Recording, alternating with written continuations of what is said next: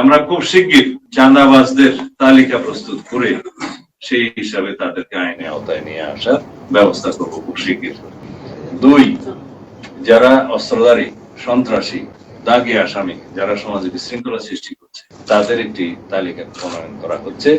সেটা নির্মোহভাবে তালিকা প্রণয়ন করা হচ্ছে এবং আনবায়াস তালিকা প্রণয়ন করা হচ্ছে। সেটা আমরা স্ক্রুটিনি করে তাদেরকে আইনের আওতায় নিয়ে আসার ব্যবস্থা করব খুব শিগগির। এই 2টা বিষয় আমরা অগ্রাধিকার ভিত্তিতে নিয়েছি। আশা করি এদেশের সকল জনগণ, আপনারা সবাই সেটাতে আমরা সহযোগিতা দেবেন এবং সহযোগিতা পাব। আমরা সেই দিকেই যাচ্ছি। আমরা জনগণকে এইভাবে আশ্বস্ত করতে চাই যে আমাদের সর্বোচ্চ প্রচেষ্টা থাকবে যাতে দেশের শান্তি শৃঙ্খলা বজায় থাকে, আইনের শাসন প্রতিষ্ঠা হয় এবং জনগণের স্বস্তি থাকে। এইভাবেই আমরা এগোতে চাই। আশা করি আপনারা এই মেসেজটি সারা জাতিকে দিবেন এবং আপনাদের মাধ্যমে সারা জাতি অবগত হবে। আশা করি আমরা যাতে খুব শিগগিরই আমাদের কর্মকাণ্ড পরিচালনা করতে পারি যেভাবে আমরা পরিকল্পনা করছি, এবং আমরা যাতে সফল হতে পারি সেজন্য সবাই সহযোগিতা করবেন।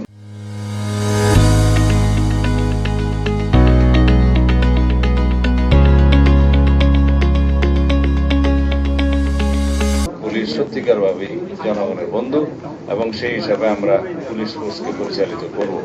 আমি সবার মধ্যে তাদের বডি ল্যাঙ্গুয়েজ দেখতে পেয়েছি, তারা সবাই সংকল্পবদ্ধ দেশ ও জাতির কল্যাণে তারা যে কোনো রকমের ত্যাগ স্বীকার করতে প্রস্তুত, এবং তাদের প্রতিষ্ঠান হিসাবে তাদের কপালে যে অতীতে কালিমা লেপন করে দেওয়া হয়েছিল সেজন্য তারা নিজেরা দায়ী নয়।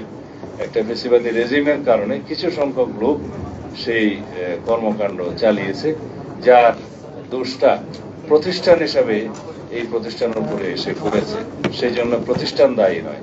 প্রতিষ্ঠান এমনভাবে আমাদেরকে দাঁড় করাতে হবে যাতে প্রাতিষ্ঠানিক সিস্টেমে সবাই কাজ করে, এখানে যেন কোনো ব্যক্তিতান্ত্রিক সিস্টেম গড়ে না ওঠে। রুল অফ ল আমরা প্রতিষ্ঠা করব এবং পুলিশ আইনানুগভাবেই চলবে।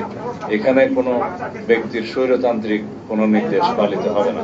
আইন যেভাবে বলে সেভাবেই যাবে এবং ঊর্ধ্বতন কর্মকর্তাগণ সেইভাবে রেসপন্সিবিলিটির সাথে, অ্যাকাউন্টেবিলিটির সাথে সেই ডিপার্টমেন্ট পরিচালিত করবে। তারা সেই সংকল্প আজকে প্রকাশ করেছে। আমি তাদেরকে জনগণের পক্ষে বর্তমান সরকারের যে আইনের শাসন প্রতিষ্ঠার বিভিন্ন প্রতিশ্রুতি সেগুলো স্মরণ করে দিয়েছি, এবং তাদের কাছে আমি আশা করি তারা জনগণের পক্ষে, দেশের পক্ষে সর্বোচ্চ ত্যাগ স্বীকার করে তাদের কাজ চালিয়ে যাবে।